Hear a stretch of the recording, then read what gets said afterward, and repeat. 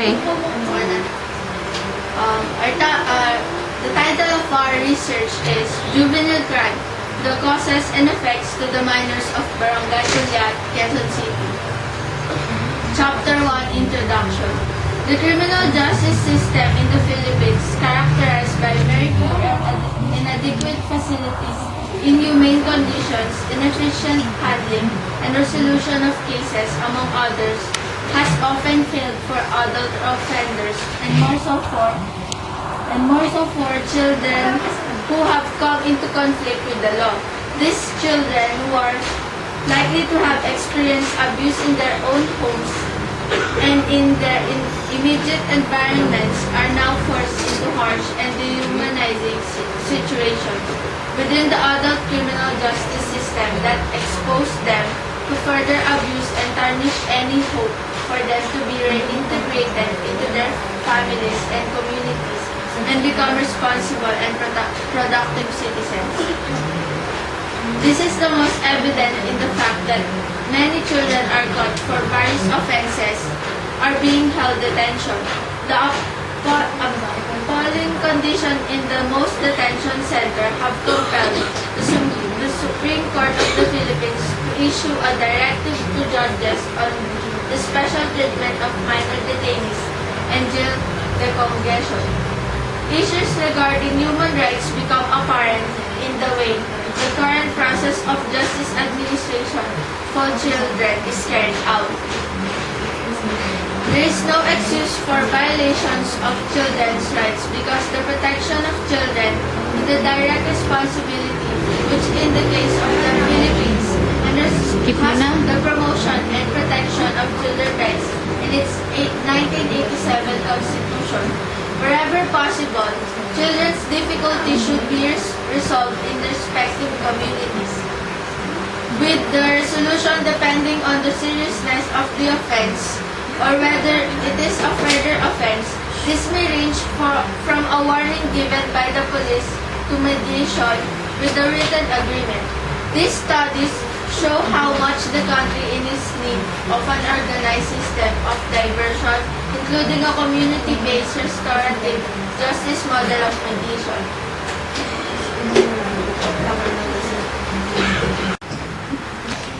Go. Background of the study. The problems of street children and juvenile delinquents are much correlated social problems. To survive in the street, you almost have to become delinquent, exposed to criminal elements, and these children are vulnerable to prostitution, drug addiction, pushing, and commission of crimes. Most street children have become juvenile delinquents either out of the necessity because they are poor or through force because of the syndicates. Young people in the streets are also criminalized and stigmatized for no obvious crime committed. So many times, the streets were cleaned up at the start of the tourist season, and as a consequence, many street children were jailed because of vagrancy laws. A large problem arose from the treatment accorded to the juveniles. Juveniles, when they are placed in jails, most juvenile delinquents are not segregated from the hardened adults criminals in the biggest jails in the Philippines, such as in Muntinlupa Jail outside in Manila, so that after the release, they went back in the street with more knowledge of crime. This severely hampered on the social integration of the youth offenders after they left prison. Chances were high that these young offenders would become chronic delinquents and eventually hardened criminals. Presidential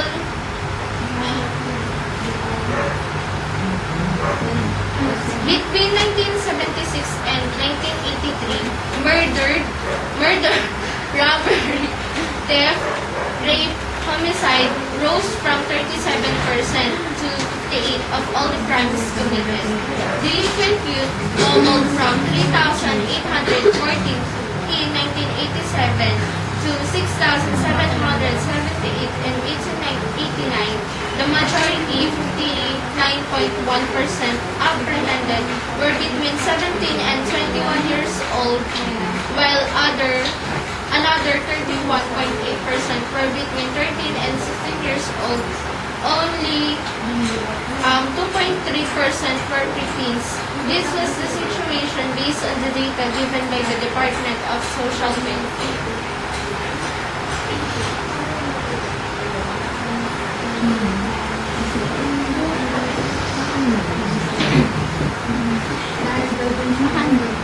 Significance of this study. This study focused on explaining the causes and effects of juvenile crime to the minors of Barangay Culiat, Quezon City. Moreover, the results of this study will be beneficial to the following. First is to the respondents, they will have an awareness about what are the causes of juvenile crime and its consequences or effects to the minors and to the community. Second is the parents in the community. The result of this study will help the parents of the respondents to be aware and to be knowledgeable about the causes and effect of juvenile crime, and for them to be more aware on their children's behavior, what action will they do. Third is the community itself. The result of this study will benefit the community and to the community development. This may serve as awareness for them to make appropriate actions or activities to improve the behavior of the delinquent minors and to avoid the involvement of the minor in such juvenile crimes. Last is for the future researchers. The findings of this study will serve as a reference material and a guide for future researchers who wish to conduct a study about juvenile crime to a certain community.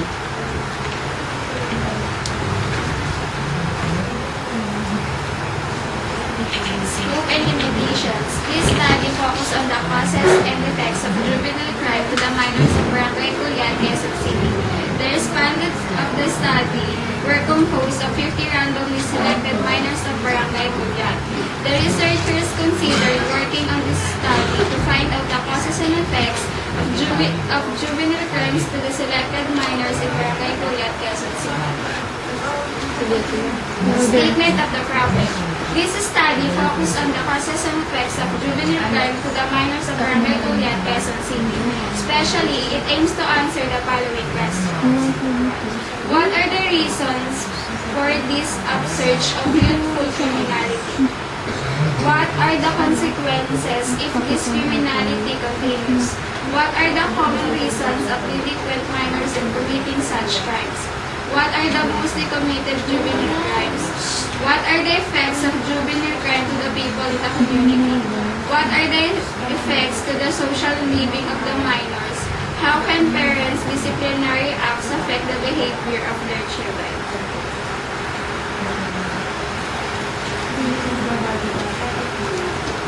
In Chapter 3, Methodology. In this chapter, the research methodology is described, the research method used. Description of the respondents, procedures in gathering data, sampling technique, and the research instruments used in this study is presented. Research method use.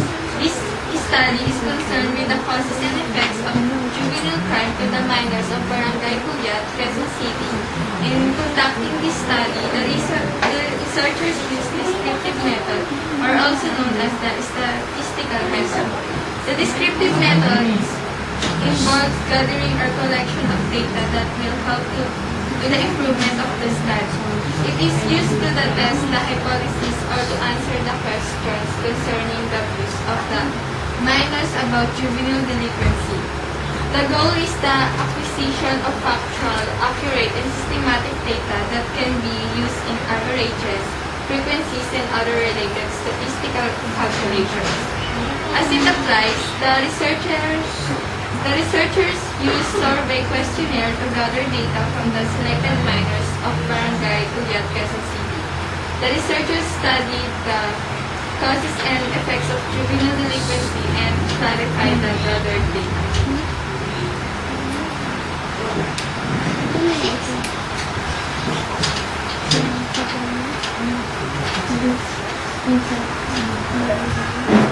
Description of the respondents.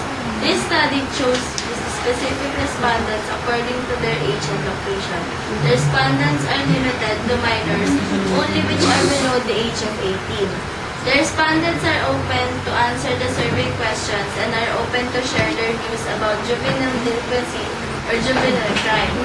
This study focuses in a particular area which is Barangay Coliat, Quezon City. The respondents will serve as the representative of the population. Procedures in gathering data. The researchers constructed and provided a 15-item questionnaire which is to be answered by particular respondents of Barangay Coliat, Quezon City. The researchers sent a letter to the barangay office of the Coliat to ask for permission to conduct a survey to the minors of their barangay. After seeking for permission, the researchers set the schedule for conducting the survey. The researchers surveyed 50 selected minors of Barangay Coliat and tallied the information gathered through the survey questionnaires. The data gathered was used for proving the facts and was used for the improvement of the study.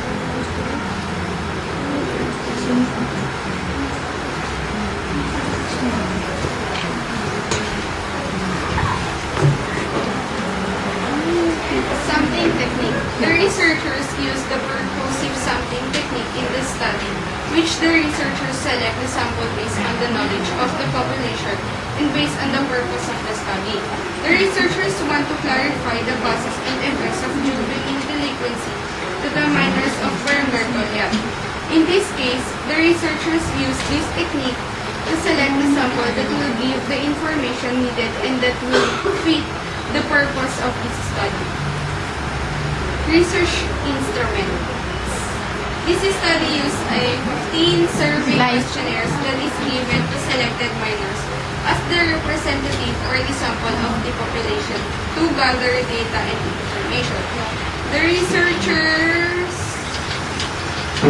also used their thesis samples and internet as references for the study necessary for them to develop and improve this research study.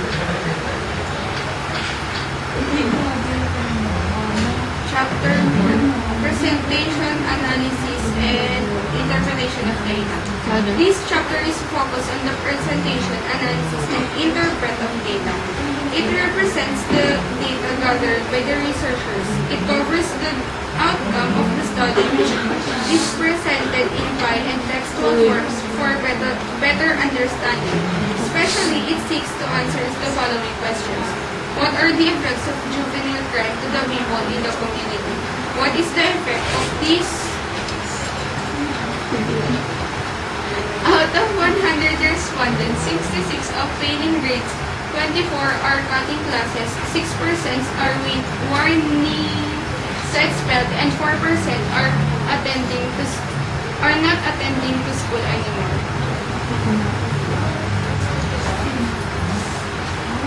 How can parents' disciplinary acts affect the behavior of their children? Are they strict to you in terms of going out or hanging out with your friends? 50% answered yes and 50% answered no. Is there a good relationship between you and your parents? Out of 100 respondents, 40% answered no and 60% answered yes. What are the effects to the social living of the minors? The statement of the problem was answered by these questions. Are you a member of any fraternity or gang? Out of 100 respondents, 86 answered that they are not a member of fraternity and 14 are members of fraternity. Do you drink alcohol? Out of 100 respondents, respondents, 16% of the minors are drinking alcohol and 84% are not drinking alcohol. What are the mostly committed juvenile crimes? The statement of the problem was answered by these questions. Did you involve yourself in any kind of fights? Out of 100 respondents, 52% of the minors are involved in fightings and 68% are not involved in any fights. Chapter 5, Summary, Conclusion, and Recommendation. This study conducted and determined the way of life of minors connecting to the juvenile crime in Quezon City. Summary of findings. The researchers found out the substantial inferences based from the result according to demographic profile and questions. Age. Majority of the respondents were 16 to 18 years old, followed by 19 to 21, and lastly, 13 to 16 years of age. Educational attainment. Majority of the respondents has high school educational attainment. Status. Majority of the respondents are single, then followed by live-in, lastly married. The most common problem encountered by the respondents. Majority of the respondents' most common problem is financial. They are not having with their parents and some of them was a member of fraternity or gang.